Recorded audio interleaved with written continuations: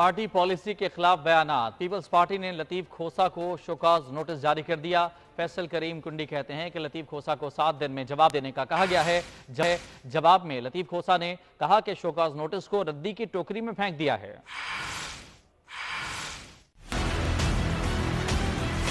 लतीफ खोसा साहब को आज हमारे पार्टी के सेक्रेटरी जनरल साहब ने नोटिस दिया है, जिसमें उन्होंने 7 दिन में रिप्लाई करना है। मैं तो इस टोकरी में फेंकने जा रहा हूँ।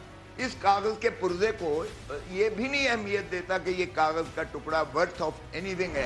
लतीफ खोसा साहब को अपने पार्टी से निकाला गया, शोकॉज नोटिस जवाब कल भी तलब की गई है। मैंने कभी कंफर्मेशन नहीं दी थी कि मैं आ रहा हूँ सीईसी की मीटिंग में। वो मेरी पार्टी, मैं कोई मुलाजिम नहीं हूँ सरकारी। जब वो लतीफ खोसा साहब इसका रिप्लाई करेंगे शोकॉज नोटिस का, उसके बाद इलीगल है, अनकॉन्स्टिट्यूशनल है। It's not worth the paper on which it is written.